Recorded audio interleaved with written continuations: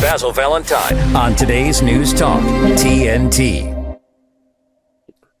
And welcome back to the program today, Tuesday, 10th of September. Final segment now into Overdrive with Dr. Jerome Corsi, who joins us today from Willoughby, Ohio. Welcome to the program, Jerome.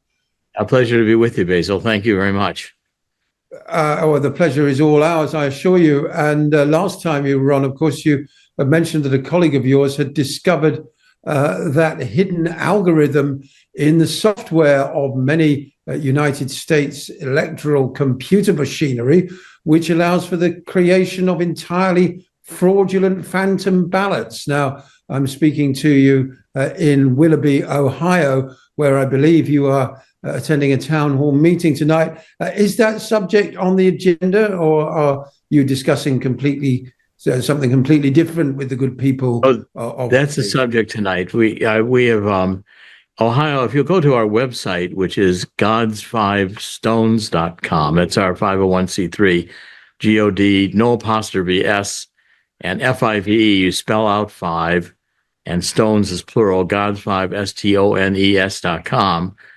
You'll see we have a notice on there right at the top. Ohio, at our request, has begun an official, under the Secretary of State, inquiry into whether or not their database of voters at the state board of election level has algorithms in it.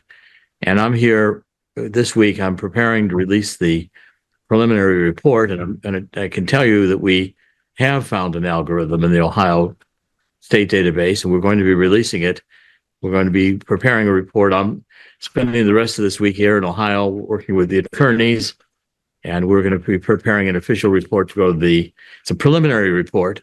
We have yet more to discover. Now that we've found the algorithm, we have to kind of completely root it out. It may take a while to get the complete decode, but this is now the second state. We've got also New York State, and we've had the findings in New Jersey. We have 3 states now where we have found algorithms within the state board of election official voter registration. In other words, an algorithm is a set of formulas. These are cryptographic schemes. In other words, there's a secret code that has been imposed on the voter database that is like a card numbering scheme.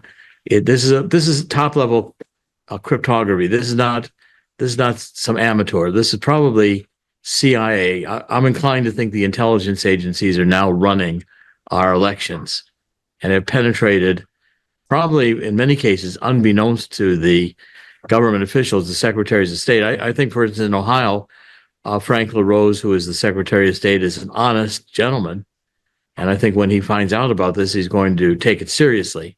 And certainly all the communications I've had with Brian Katz, who is the public integrity officer in Ohio, have been very professional and very serious. As you can see on the God's 5 Stones, that email he wrote us was quite serious, that they are going to take seriously what we find, and we will be presenting the evidence. And the evidence is hard mathematical evidence. It's going to be very impossible to deny it.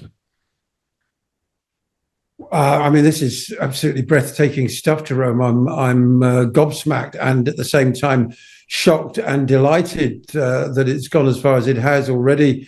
I remember Ohio being at the epicenter of the 2004 election, which a lot of people felt had been stolen from John Kerry. Now, that doesn't, as soon as you say that, of course, people immediately think, oh, you're a John Kerry supporter or something. But that result was challenged, if you remember, and there was malfeasance aplenty there. And I think it may have even ended up in a dead body or two. Do you remember anything about Ohio 2004? And then we'll cut back to the present. 2004, I was very involved because I had co-authored Unfit for Command, which was the Swift vote against John Kerry. John O'Neill was my co-author, and I was very involved in Ohio. I spent much of 2004 here on AM and radio, talking about Unfit for Command. The Swift vote veterans in that year who opposed John Kerry in Vietnam felt he had not earned his medals and ribbons and his honors, and that he had not served with valor. And so they thought it was a political stunt. And for them, Vietnam was a war. And for John Kerry was running for president, trying to emulate John Kennedy. And so, again, we exposed John Kerry for his leftist leanings and his Vietnam Veterans Against the War work. So I remember 2004 very, very well. I was born and raised in Ohio. And so I spent my early years here till I was 21 years old, living in Ohio, going to school in Ohio. And this is going to be, this is going to be a world significant news when we break this news and we show to the public what we found. This is going to be a world shaking story. So I think also the intelligence agencies are doing the same pattern of running the elections in Europe. I think we see it in Venezuela. These algorithms allow the intelligence agents to create fake voters that don't exist.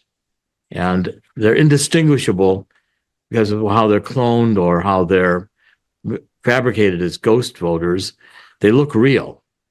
And if you don't know the scheme is there, this code is imposed, only the criminals can find these votes, and they can then use them for mail-in votes because they have a legitimate state ID. The entire democratic apparatus, people have not realized, is aimed at getting legitimate state Board of Election voter IDs for voters who don't exist. And they do it through these algorithms, which are, I'm beginning to think, might be in virtually every state database of significance of voter registration. Certainly every place I've looked so far, I've found algorithms. And of course, this whole code breaking scheme, the genius who's responsible for having broken the code is Andrew Paquette. And you can see his papers on God's 5 stones. In fact, we've got a lot of documentation on that website. Spend time. You can really educate yourself with many podcasts. This podcast will be on there as soon as we get a clip of it. We'll add this to our archives. And there's a lot to read on that site and a lot of detail and explanation of how the algorithms work. I've learned how to explain it so the average person, I think, can basically understand it.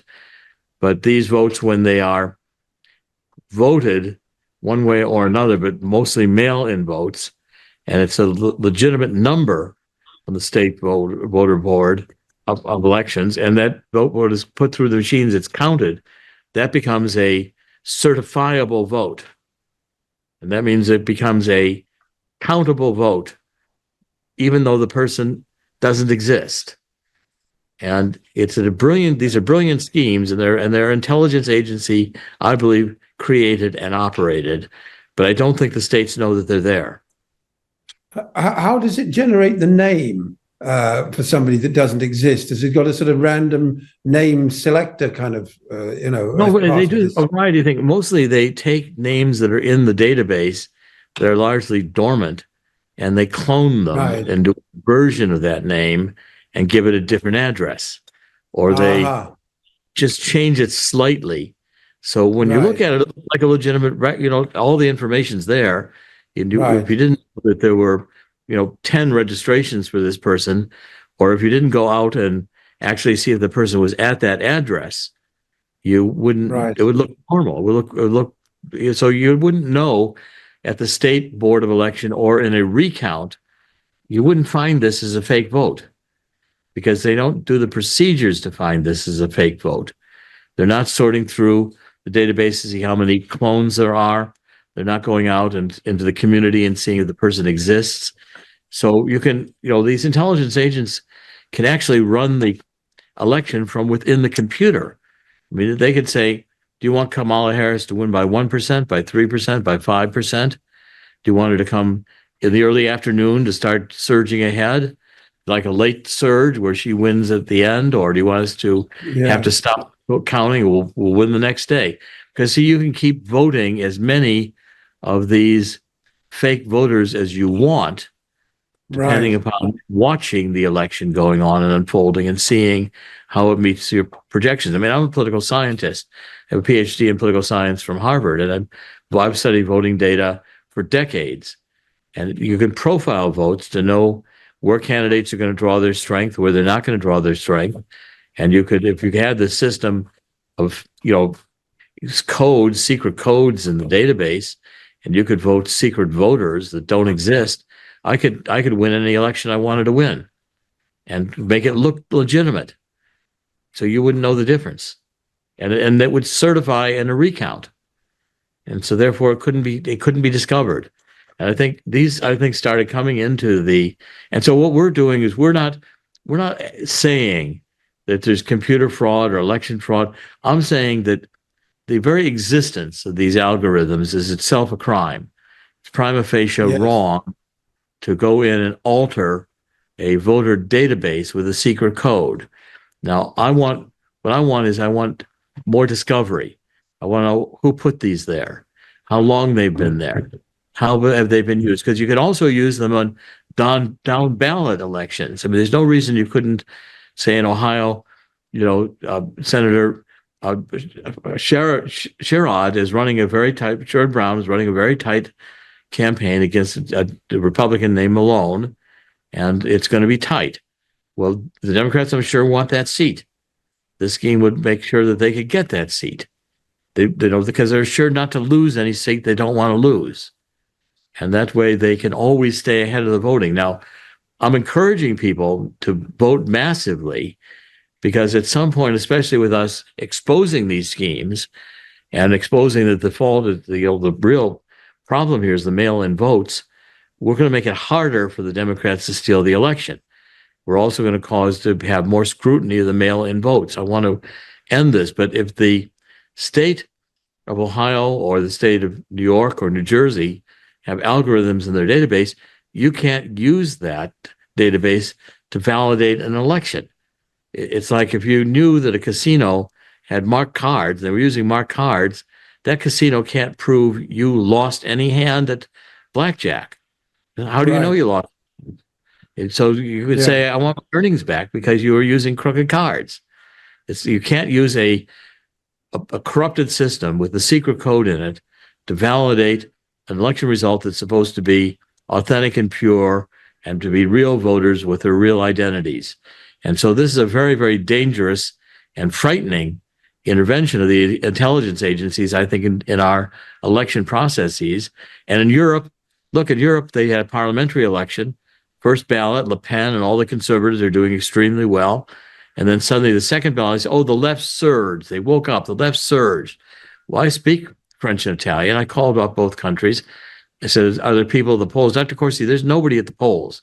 The surge is happening in the computers. So that's where the frightening part is that there are intelligence agencies running our elections, I believe, unbeknownst to the state board of election officials. Absolutely. Elections are far too important to be allowed to the people to decide, aren't they, Jerome? That's the problem. Well, yes. I mean, elections are too important to let people vote. I mean, we don't need. That's right. Voters are messy. Voters are messy. They have opinions. We don't need voters. Klaus Schwab has essentially said this. So we don't need voters. Yes. We've got to finish right now, unfortunately. We'll come back next week because I want to know whether this is happening in Pennsylvania as well, which a lot of people say will decide the presidency. We had Jerome Corsi. Last week. Last night we had an extensive discussion with Pennsylvania. It's also on my target to find out. But I'll be delighted to come back. Just check out our website, God's Five Stones. You're going to see a lot of data there. And I think you're going to find it to be very interesting to get educated on what we're doing. We're going to continue doing this right up until the election. Thank you so much for joining us on today's Dr. Jerome Corsi. I'm back. Miss this hour? Simply go to episodes at tntradio.live.